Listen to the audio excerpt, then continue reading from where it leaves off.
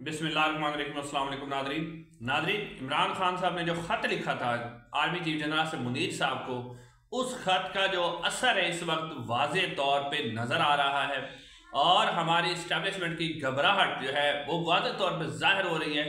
और इसके अंदर दो पेशरफ्त हुई है। एक तो जो कोर कमांडर कॉन्फ्रेंस हुई है उसका जो इलामिया जारी हुआ है, वो इलामिया पिछले 2-2.5 साल से जिस तरह का इलामिया कोर कमांडर कॉन्फ्रेंस जारी करती थी उससे बहुत मुख्तलिफ है और उसकी बहुत सी अहम जो है उसके अंदर चीज़ें हैं जो पहले हुआ करती थी और वो इस दफ़ा नहीं है। दूसरी तरफ एक और बड़ी डेवलपमेंट हुई है कि पाकिस्तान तहरीक इंसाफ और जो अपोजिशन इत्तेहाद है उसके दरमियान एक अहम मीटिंग हुई है। और सबसे बढ़कर जो इसके अंदर चीज़ है वो ये है कि इस मीटिंग को खुफिया रखा गया था और ये मीटिंग जो है मीडिया के सामने भी नहीं आई। इसका मीडिया को उस वक्त पता चला जब अपोजिशन ग्रैंड अलायंस ने इसके ऊपर प्रेस कॉन्फ्रेंस की, तो सारे हैरान थे कि ये कैसे हो गया। और उसके अंदर बड़े अहम ऐलानात किए मौलाना फजलुर रहमान साहब ने, और उसके साथ साथ जो है इसके अंदर जो अहम बात थी कि शायद काका अब्बासी साहब उन्होंने वो बयानिया जो है जो अपोजिशन इत्तेहाद के दरमियान गुफ्तगू हुई उसको पढ़ के सुनाया। तो ये भी बड़ी अहम डेवलपमेंट है और कुछ और खबरें भी है जो आपके सामने रखनी है। लेकिन आज सबसे पहले हम इसी के ऊपर बात करेंगे कि इमरान खान साहब ने एक ख़त लिखा था जनरल आसिम मुनीर साहब को। उस खत के ऊपर बयानिया बनाया गया कि जी इमरान खान साहब ने NRO मांग लिया। अच्छा, NRO इमरान खान साहब ने कैसे मांग लिया? NRO उसके अंदर तो कोई जिक्र ही नहीं। इमरान खान साहब ने तो ये कहा था कि पाकिस्तान की फ़ौज जिस तरह सियासी सरगर्मियों में हिस्सा ले रही है, जिस तरह पाकिस्तान की फ़ौज लोगों के घरों में छापे मरवा रही है, उससे पाकिस्तान की फ़ौज और अवाम के दरमियान एक खलीज बढ़ती जा रही है। क्योंकि इमरान खान साहब ने कहा कि कोई भी फ़ौज उस वक्त तक कामयाब नहीं हो सकती जब के साथ उसके साथ अवाम ना खड़ी हो। तो इमरान खान साहब ने तो इसका सलूशन भी बताया था कि आप जो है अपना सियासी किरदार ख़त्म करें और वापस बैरक्स में चले जाएं। तो ये कहा था इमरान खान साहब ने। तो शायद वो जो इमरान खान साहब ने कहा ना था कि अपना सियासी किरदार ख़त्म करें, अब उसकी झलक जो है वो नज़र आई है आज। अब इसके ऊपर बयानी आप बताएं कहाँ से इमरान खान साहब ने NRO मांगा? इमरान खान साहब ने बताया है कि आप अपना सियासी किरदार ख़त्म करें। अच्छा, अब इसी सियासी किरदार को ख़त्म करने के हवाले से जो इमरान खान ने बात की थी, और इसके ऊपर पहले तो एक बयानिया बनाया गया टाउट्स की तरफ से कि जी खत तो मिला ही नहीं है। सिक्योरिटी ज़राए बता रहे खत तो मिला नहीं। पहली बात यह है कि अगर आपके अंदर इतनी आप ताकतवर हैं, इतने आपके पास बंदूकें हैं, टैंक है, सब कुछ है, तो फिर आपके अंदर अगर हिम्मत है तो आप कम से कम इतनी तो बहादुरी दिखाएं ना कि हमें खत मिला है।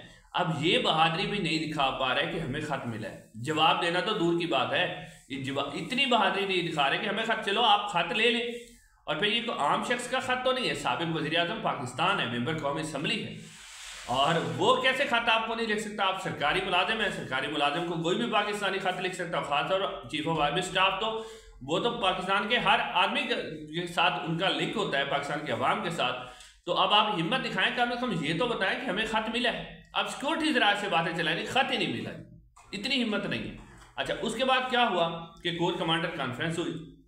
अब इमरान खान साहब ने कहा था ना कि सियासी अपना किरदार ख़त्म करें। कोर कमांडर कॉन्फ्रेंस हुई। कोर कमांडर कॉन्फ्रेंस के बाद जो बयानिया जारी हुआ, यानी जो इलामिया होता है कोर कमांडर कॉन्फ्रेंस का, उसके अंदर इलामिया के अंदर पिछले 2.5 साल के अंदर एक मुख्तलिफ किस्म का जो है इलामिया जारी हुआ। इस इलामिया के अंदर क्या लिखा गया?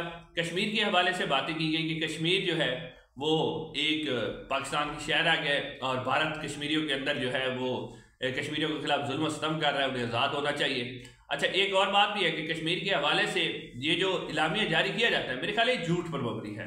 क्योंकि जनरल बाजवा साहब के हवाले से हामिद मीर साहब और बहुत से साफियों ने ये बात की कि जनरल बाजवा साहब ने कहा था कि कश्मीर के मसले को आप रहने दें, आप भारत के साथ तिजारत और दूसरे मसाइल को हल करें और कश्मीर का मसला छोड़ें इसको। और फिर उन्होंने इमरान खान और शाह महमूद कुरैशी को ये भी कहा था कि मैं अगर मोदी को बुला लूँ तो आप उस तक इस्तकबाल करेंगे। यानी जनरल बाजवा साहब, और फिर हमारे टैंकों में तेल नहीं है, हम तो भारत के साथ लड़ ही नहीं सकते। तो फिर ये जो इलामिया है ये आप कह सकते हैं कि मुनाफिकत पर मबनी है। हकीकत तो वो है जो जनरल बाजवा ने कहा था कि पाकिस्तान की जो मिलिट्री इस्टेब्लिशमेंट है वो तो कश्मीर के मसले में किसी किस्म की दिलचस्पी नहीं रखती, ना वो भारत से लड़ना चाहती है, वो तो भारत से अच्छे ताल्लुकात चाहती है। ये तो सियासी हुकूमतें हैं जो बीच में बनी हुई हैं। अच्छा, उसके बाद दूसरी बात ये की गई कि पाकिस्तान के अंदर दहशतगर्दी है, पाकिस्तान के अंदर बलूचिस्तान के अंदर दहशतगर्दी के हवाले से बात की गई, और साथ साथ जो है KPK के अंदर दहशतगर्दी के हवाले से बात की गई, और कहा गया कि अफवाज पाकिस्तान जो है वो दहशतगर्दों के खिलाफ भरपूर तरीके से लड़ेगी और दहशतगर्दी का कलाकमा करेगी। और यही पाकिस्तान की फ़ौज का बुनियादी तौर पर किरदार है कि पाकिस्तान की सरहदों की हिफाजत करना, अंदरूनी और बैरूनी जो खतरात हैं उनसे जो उसकी हिफाजत करना। तो इस इलामिया के अंदर यानी कि पाकिस्तान की military establishment core commander conference जो इलामिया जारी किया, हकीकत में यही इलामिया ही जारी होना चाहिए। इसके अंदर कहीं भी ये नहीं कहा गया कि सियासी टोला, फसादी टोला, एक ख़ास सियासी जमात, दहशतगर्द जमात, डिजिटल दहशतगर्द, एक ख़ास सियासी ग्रोह, अब इसके अंदर किसी किस्म की बात इस्तेमाल नहीं की गई। इसका मतलब है कि इमरान खान के ख़त का प्रेशर आया, इंटरनेशनल प्रेशर आया, तो अब ये जो पॉलिसी है उसको शिफ्ट कर रहे हैं, और अगर कर रहे हैं तो बहुत ही अच्छी बात है। इससे अगला नया अमल ये है कि यहाँ से शिफ्ट हों और अपने अपनी बैरक्स के अंदर जाएँ, जो किसी का आइन पाकिस्तान के आइन ने उसको किरदार दिया उसी को अदा करें। ये बहुत बड़ी तब्दीली है कि कोर कमांडर कॉन्फ्रेंस में पाकिस्तान तहरीक-ए-इंसाफ और ख़ास तौर पर वो टाउट जो अपने आप को खुद साख्ता टाउट कहते हैं मिलिट्री एस्टेब्लिशमेंट के, वो जब कोर कमांडर कॉन्फ्रेंस आता था तो बंदर की तरह उसके ऊपर छलांगे लगाते थे। आज उनको भी छलांगे लगाने का मौका नहीं मिला, क्योंकि कोर कमांडर कॉन्फ्रेंस में कोई भी सियासी बात नहीं की गई, जो कि कोर कमांडर कॉन्फ्रेंस का इलामिया असल में ऐसा होना चाहिए, क्योंकि उनका कोई सियासी किरदार नहीं है, आइन में उनका कोई किरदार नहीं, जो सिक्योरिटी के हवाले से किरदार है वही उनको अदा करना चाहिए। अब नाज़रीन आते हैं दूसरी खबर की तरफ कि opposition grand alliance Asad Qaiser साहब की रिहाइशगाह पर हुआ, और उसमें मौलाना फजलुर रहमान साहब, महमूद खान अचकज़ई और साथ साथ जो है शाहिद खान अब्बासी, और उसके अलावा जो है राजा नासिर अब्बास, और जो अपोजिशन अलायंस है पूरा पाकिस्तान तहरीक-ए-इंसाफ की लीडरशिप वो मौजूद थी।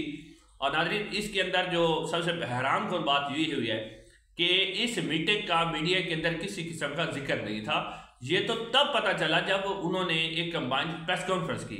अब नाज़रीन इसके अंदर जो अहम बात की गई, सबसे पहले तो मौलाना फजलुर रहमान साहब ने बड़ी अहम बात की। उन्होंने कहा कि हमने ये कॉन्फ्रेंस के अंदर तय किया है कि मौजूदा जो असम्बली है, ये जो मौजूदा हुकूमत है, ये अवाम के मैंडेट से नहीं बल्कि पाकिस्तान की इस्टेब्लिशमेंट ने इन्हें जाली तरीके से जिताकर सीटों पर बिठाया है, और हम मुतालबा करते हैं कि जो पाकिस्तान के अंदर है वो नए इलेक्शन हो और जो है नए सिरे से इंतखाबात करवाए जाए। अच्छा, मौलाना फजलुर रहमान साहब एक तरफ तो ये बात करते हैं, अब मौलाना फजलुर रहमान साहब ने 26वीं आईनी तरमीम पर वोट भी दे दिया था, ठीक है, और उन्होंने वो तरमीम करवाई जिसने पाकिस्तान के आइन कानून को सब कुछ को तबाह कर दिया। लेकिन अब शायद मौलाना फजलुर रहमान साहब को उस तरमीम के बाद हुकूमत की तरफ से कोई घास नहीं डाली गई, तो वापस इस बात पर आ गए फिर, और क्या अब दोबारा वो अपनी बात पे खड़े रहेंगे या नहीं, ये तो फिर आने वाला वक्त बताएगा। लेकिन शाहिद खान अब्बासी साहब ने भी बड़ी अहम बात की। उन्होंने कहा कि हम भी ये जो असम्बली है ये अवाम की मुंतखब नुमाइंदा नहीं है, धांधली पर बनाई गई है, और हम मुतालबा करते हैं कि पाकिस्तान के अंदर ये जो फस्तायत जुल्म और जबर किया जा रहा है, यानी उन्होंने तस्लीम किया कि पाकिस्तान की एक सियासी जमात के साथ जुल्म, जबर और फस्तायत की जा रही है, इसको ख़त्म होना चाहिए। साथ साथ उन्होंने कहा कि हम भी नए इंतखाबात का मुतालबा करते हैं, वो भी होने चाहिए, और तमाम जो सियासी कैदी हैं उनको रिहा होना चाहिए। अरे ये बहुत बड़ी डेवलपमेंट है। इससे भी अगर मौलाना फजलुर रहमान साहब, क्योंकि दूसरे तो खड़े रह गए लेकिन मौलाना फजलुर रहमान साहब क्या फिर खड़े रहते हैं, हालांकि अली शायद ये इसका ये भी असर है कि इमरान खान साहब ने जो अली बिन गंडापुर साहब को सदारत से हटाया और जुनैद अकबर को बनाया, तो उसका भी रद्द-ए-अमल हो सकता है, क्योंकि मौलाना फजलुर रहमान साहब अली बिन गंडापुर साहब के साथ कंफर्टेबल नहीं है, क्योंकि सियासी हरीफ है, वहाँ पर बड़ी मुश्किलात होती है। तो इमरान खान साहब ने बड़ी अहम मूव खेली है। अब मौलाना फजलुर रहमान साहब की सद तक खड़े रहते हैं, ये तो आने वाला वक्त बताएगा। इंशाल्लाह अगली वीडियो में मुलाकात होगी। अस्सलाम वालेकुम।